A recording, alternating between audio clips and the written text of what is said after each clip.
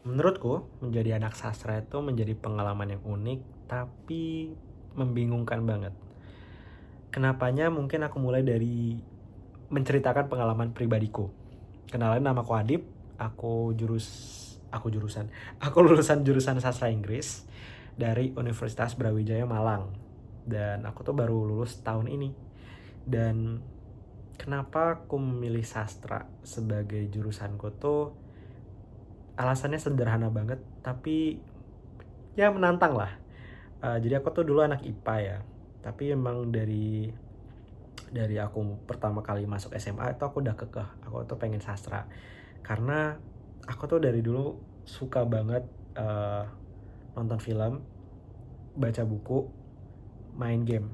Itu karya apa ya, media-media kayak gitu tuh sangat membuat aku terpukau. Ya, terpukau. Karena mungkin dari ceritanya ya, gimana aku tuh suka terkesima dengan karya karena ceritanya. Dan saat aku ngulik-ngulik tentang sastra, tentang jurusan sastra, itu kayak oh rupanya pelajarannya menarik-menarik ya gitu.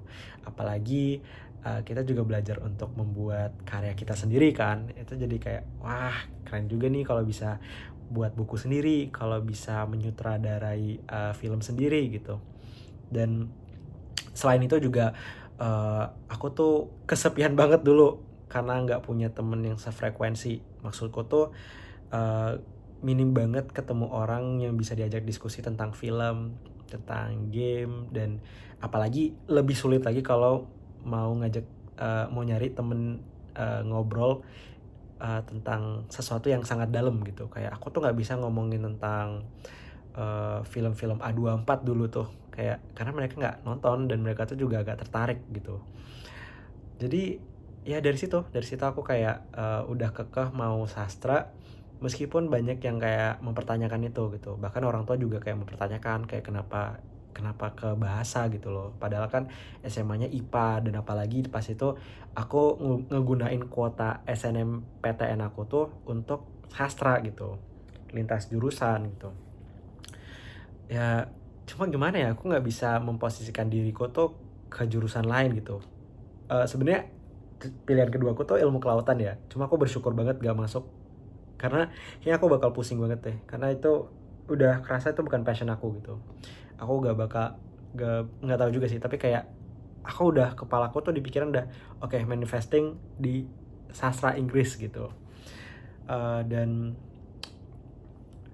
pas aku lulus alhamdulillah, itu kan aku ketemu nih orang-orang baru dari berbagai daerah, dan rupanya nggak semua dari mereka tuh alasannya sama ya seperti aku. Bahkan ada juga gak dikit lah orang-orang yang masuk ke sastra sastra itu karena mereka suka sastra.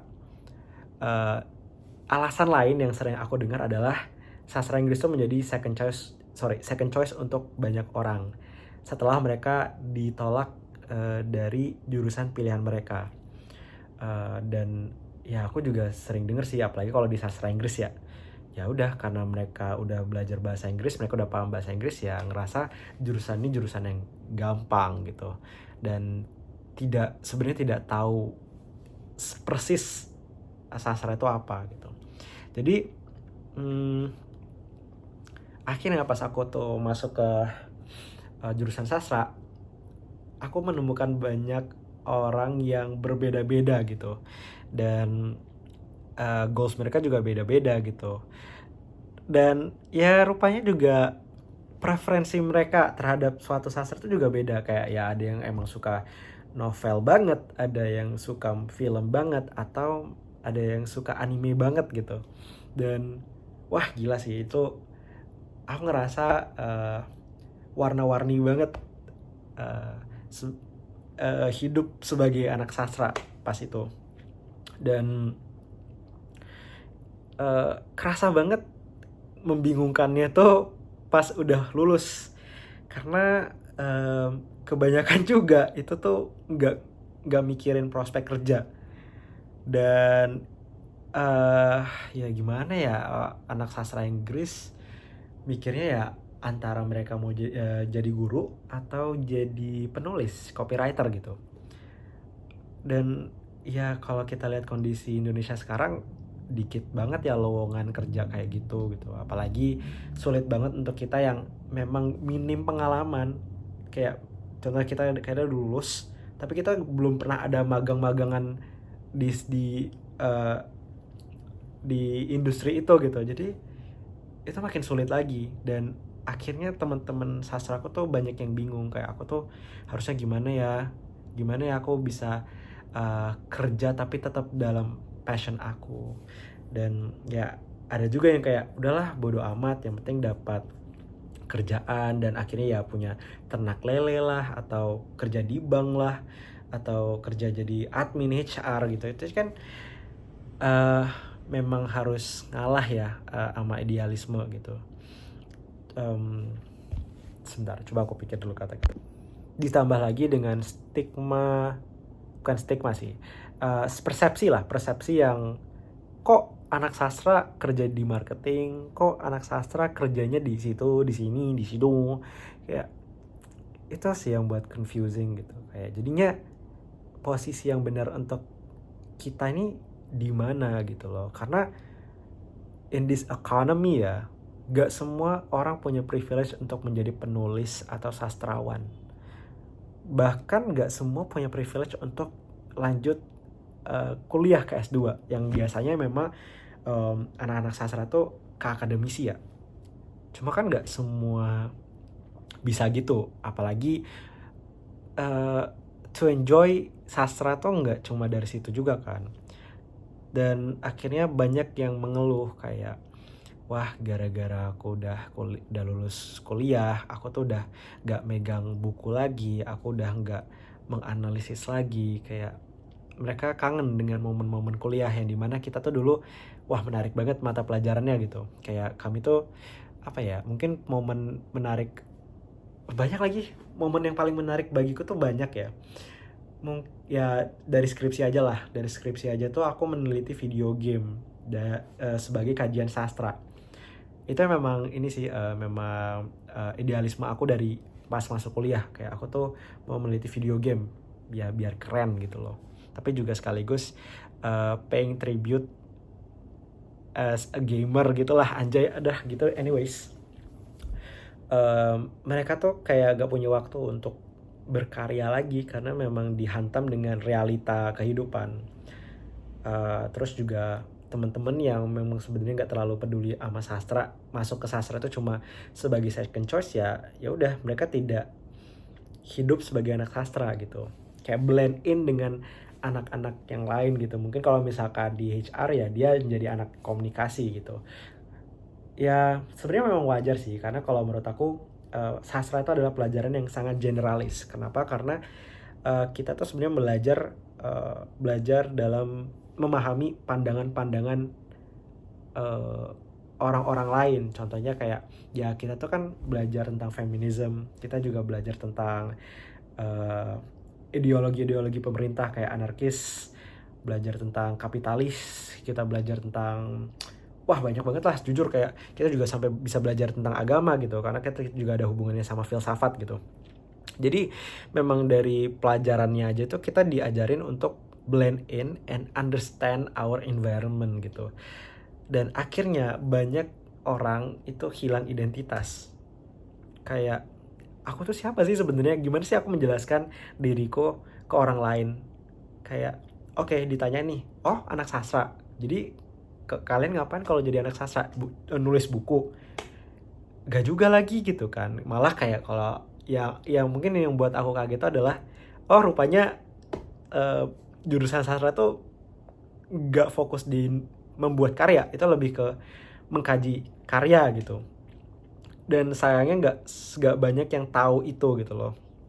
Biasanya juga lebih fokus ke bahasanya kan, kayak ya oh ya memang kalau di UB sastra itu dibagi jadi konsentrasinya dibagi jadi dua, ilmu sastra, ilmu linguistik. Nah biasanya orang tuh persepsinya di ilmu linguistiknya. Jadi kalau misalkan orang tahu kita belajar di sastra Inggris, oh kamu berarti bahasa Inggrisnya bagus ya, atau kalau sastra Prancis, oh berarti kamu bisa Prancis ya. Mereka tidak pernah mempertanyakan, oh berarti kamu suka sastra ya, oh kamu berarti bisa nulis buku ya, nulis pantun ya, nulis any kind of sastra gitu. Dan jadi kayak sometimes I feel sad gitu loh. Kenapa? Karena gak semua teman-teman itu embody that jiwa sastranya.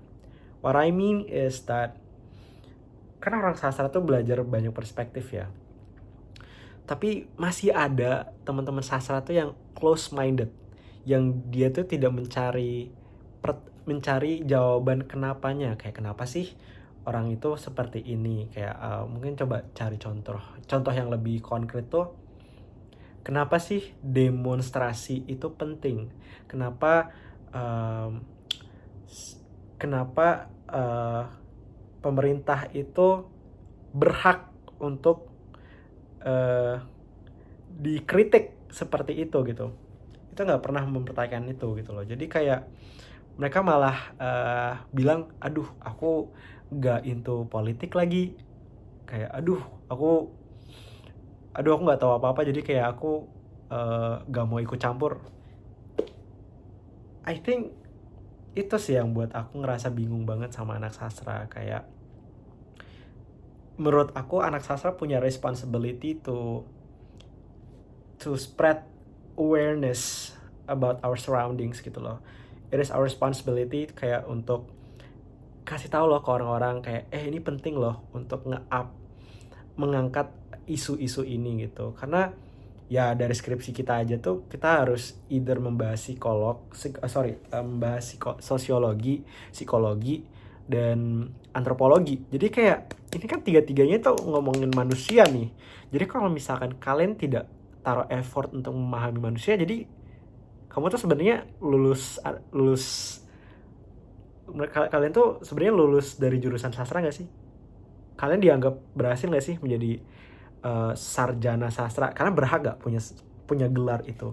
Dan dari aku sendiri juga bingung lagi, kayak aduh aku juga bukan siapa-siapa untuk mengajarkan mereka gitu gimana untuk menjadi anak sastra yang bener dan baik gitu. Toh juga subjektif banget kan gitu.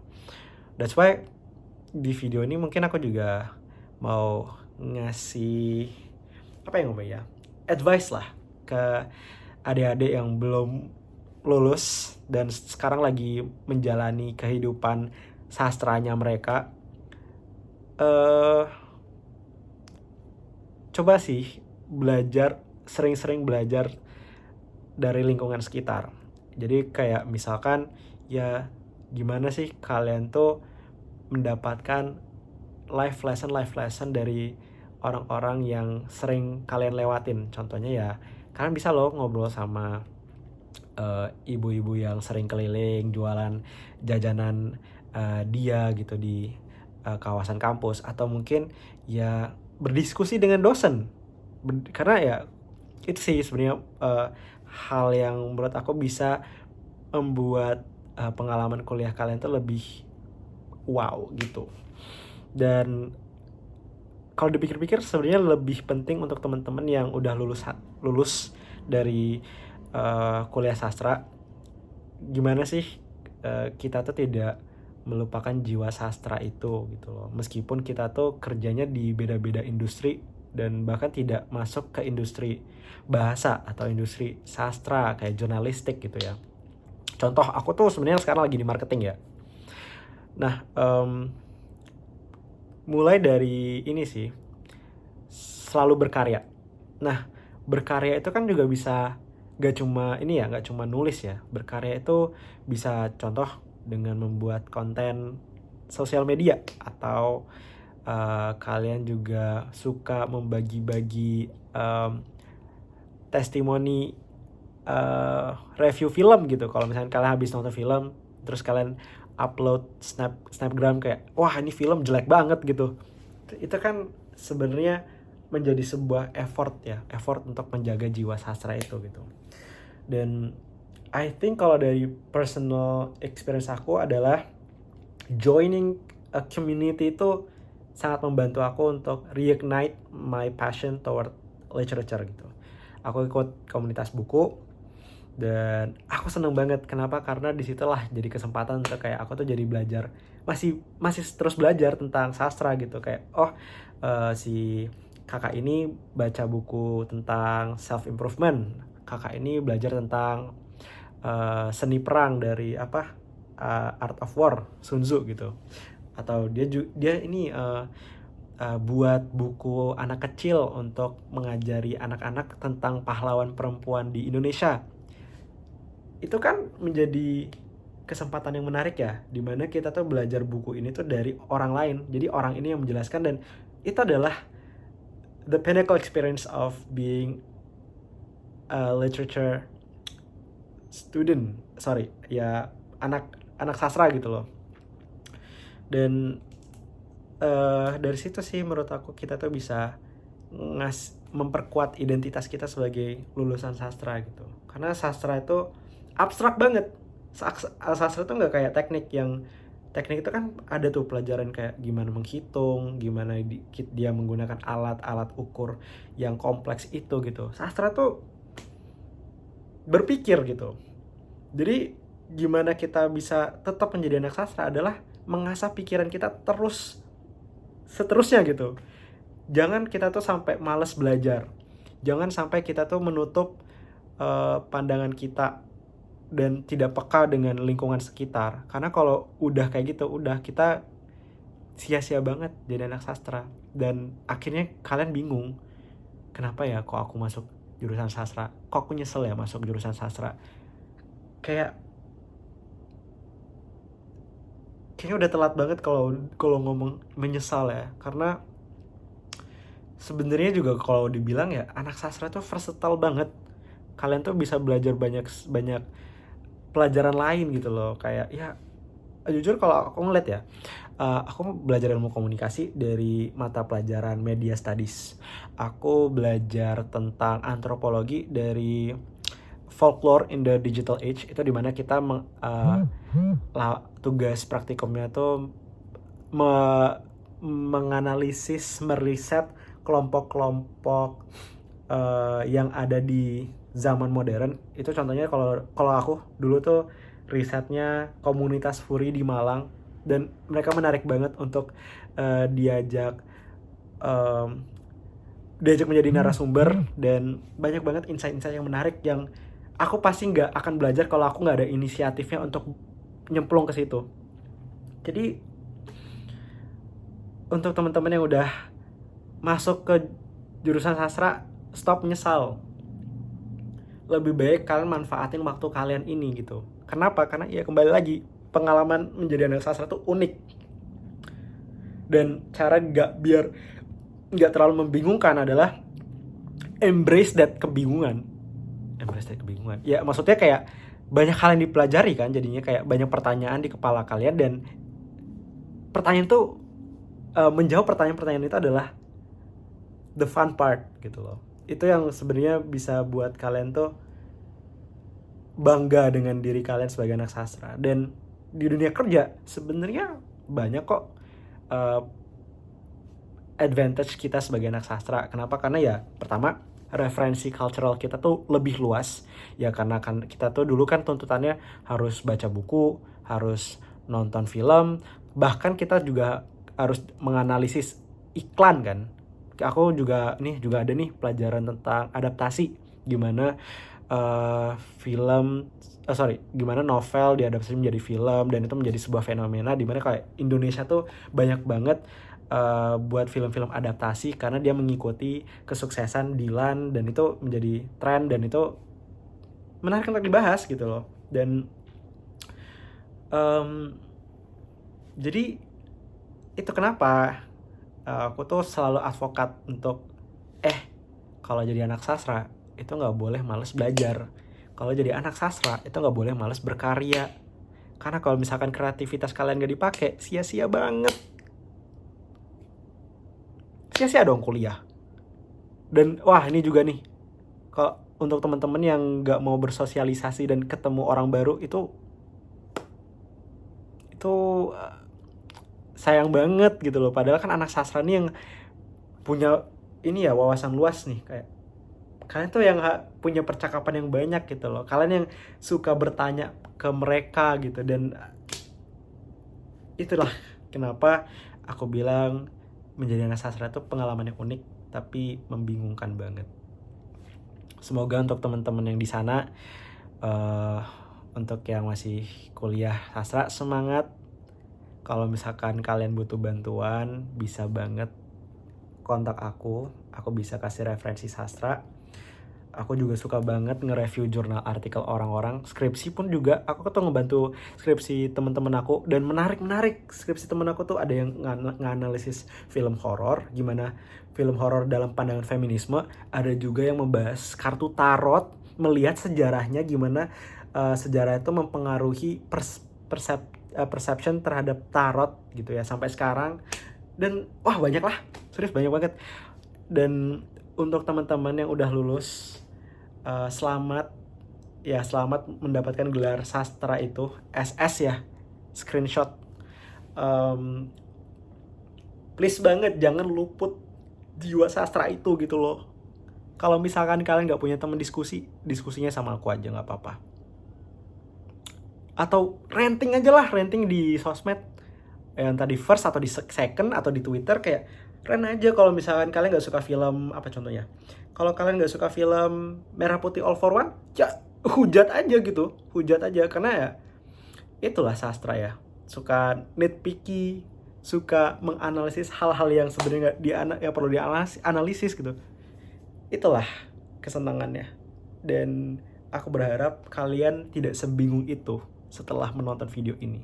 Sekian, terima gaji. Ini video pertamaku ya. Aku bakal upload di YouTube. Jujur, aku males ngedit. Jadi semoga kalian senang mendengar aku yapping. Terima kasih. Sayonara. Kan aku sastra Inggris ya.